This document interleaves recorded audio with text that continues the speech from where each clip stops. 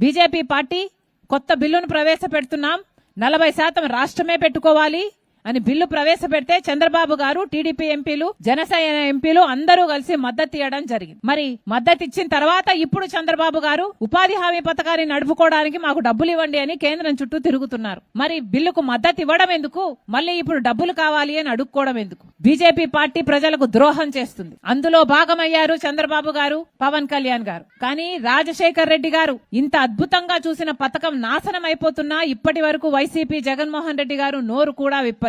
ఇది చాలా దుర్మార్గం. పేదవాడి జీవన ఆధారానికి సంబంధించిన విషయం. ఈ నాయకులకు ఎవ్వరికీ పట్టినట్టు లేదు. అందుకే ఈరోజు కాంగ్రెస్ పార్టీ ఇదొక ఉద్యమంలా ఎత్తుకుంది. ఉపాధి హామీ పథకము లేకపోతే నిరుద్యోగం పెరిగిపోతుంది, వలసలు పెరిగిపోతాయి.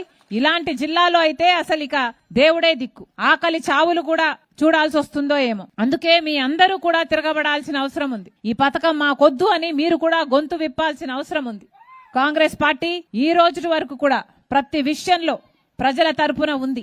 కాంగ్రెస్ పార్టీ అధికారంలోకి వస్తేనే మన రాష్ట్రానికి ప్రత్యేక హోదా వస్తుంది. బీజేపీ పార్టీ అధికారంలో ఉంది, 11 సంవత్సరాలైంది, మనకు ప్రత్యేక హోదా ఇవ్వలేదు. ఇప్పటికీ రాజధానికి కావాల్సిన నిధులు కాకుండా అప్పులిస్తున్నారు, పోలవరం ఎత్తు తగ్గిస్తున్నారు, ఇప్పుడు ఉపాధి హామీని కూడా పీకేస్తారట. ఇక ఇంకెన్నెన్ని చేస్తారో, ఎన్ని ద్రోహాలు చేస్తారో, ఎన్ని ఘోరాలు చేస్తారో ఇంకా చూడాల్సి ఉంది.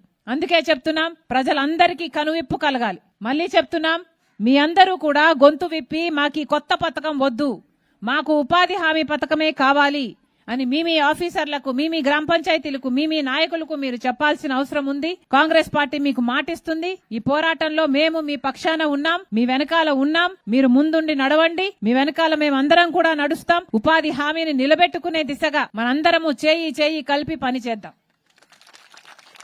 మరొక్కసారి మీరు మీ పనులు మానుకొని మరీ నా కోసం సమయం చేసుకుని వచ్చారు. ప్రతి ఒక్కరికి మీ రాజశేఖర్ రెడ్డి బిడ్డ శిరస్సు వంచి చేతులు జోడించి ధన్యవాదాలు.